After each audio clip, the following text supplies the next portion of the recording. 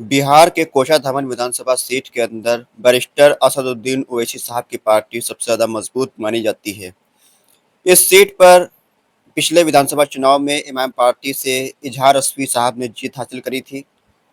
हालांकि बाद में वो पाला बदलकर आरजेडी में चले गए थे, जिसको लेकर तमाम तरीके की चर्चाएं हुई थी कि कोषाधामन के अंदर इमाम पार्टी का अब क्या अस्तित्व रहेगा।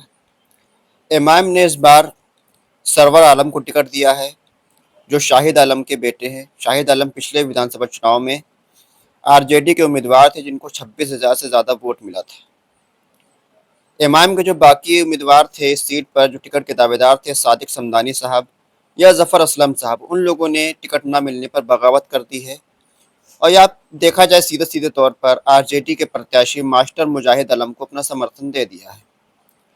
वहीं इजहार रस्वी साहब, जिनको टिकट आरजेडी से नहीं मिला है, उनके बेटे ने इमाम पार्टी को समर्थन दे दिया है और वो अब इमाम पार्टी के मंच पर नजर आएंगे। कोचाधामन की बात करें तो कोचाधामन के अंदर लगभग 70% मुस्लिम वोटर्स हैं। और चुनावी इतिहास की बात करें तो इस सीट पर अख्तुल साहब भी 2 बार विधायक रह चुके हैं। और इस सीट पर 2019 से लेकर आज तक इमाम पार्टी का ही यहाँ पर गढ़ रहा है। 2019 के लोकसभा चुनाव में जब अख्तुल साहब लोकसभा का चुनाव लड़ रहे थे इमाम पार्टी के टिकट पर, तब इस सीट पर उनको सबसे ज़्यादा वोट मिला था। लगभग 68,000 वोट मिला था इस सीट पर, और इमाम पार्टी इस सीट पर सबसे बड़ी पार्टी बनकर उभरी थी। वहीं जब 2020 का विधानसभा चुनाव हुआ, तब इमाम पार्टी ने यहाँ पर इजहार रस्वी को उम्मीदवार बनाया था।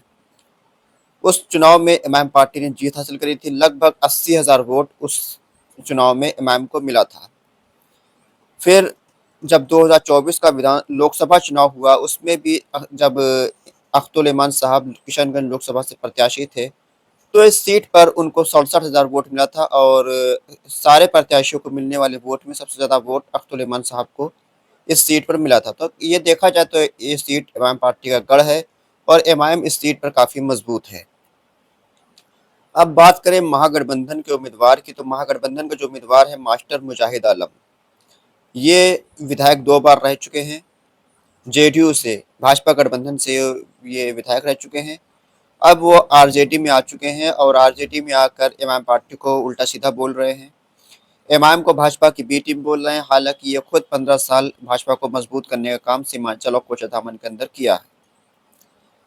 हालांकि ज़मीनी पकड़ काफ़ी मजबूत है मास्टर मुजाहिद आलम की भी, और मास्टर मुजाहिद आलम अच्छा चुनाव लड़ेंगे, ये भी कोई दो राय नहीं है इसमें। और इमाम पार्टी यहाँ पर एक मजबूत फाइट देखने को मिलेगी। सादिक समदानी हो या जफर असलम हो, इनका सपोर्ट मिल चुका है मास्टर मुजाहिद आलम को। वहीं इजहार रस्वी साहब का सपोर्ट इमाम पार्टी के प्रत्याशी सरवर आलम को मिल चुका है। और इसके अलावा बात करें एनडीए की, भाजपा ने बीना देवी को प्रत्याशी बनाया है, जो कि कोई बड़ा उनका नाम नहीं है, लेकिन भाजपा का कैडर वोट उनके साथ है। लगभग 35 से 40,000 वोट भाजपा का इस सीट पर है। वो वोट तो उनको मिलेगा ही मिलेगा, तो उनको भी कम आंकना नहीं चाहिए। जो मेन मुकाबला इस सीट पर होगा वो होगा एआईएमआईएम पार्टी के सरवर आलम और आरजेडी के मास्टर मुजाहिद आलम के बीच। अब देखना होगा कि इमाम पार्टी इस सीट को अपना बरकरार रख पाती है या फिर मास्टर मुजाहिद आलम आरजेडी में जाकर इस सीट को चुनाव जीत कर लाते हैं। मुकाबला काफ़ी दिलचस्प होने वाला है।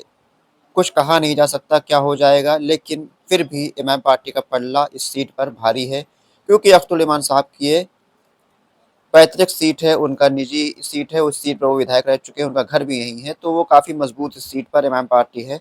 और मास्टर मुजाहिद आलम से कड़ी चुनौती मिल रही है। अब यहाँ पर इमाम पार्टी और महागठबंधन के बीच टक्कर है। आप अपनी राय हमको ज़रूर बताएं कि इमाम पार्टी कोषाधामन के सीट के अंदर जीत पाएगी या फिर मास्टर मुजाहिद आलम इस सीट को जीतेंगे। खुदा हाफिज़।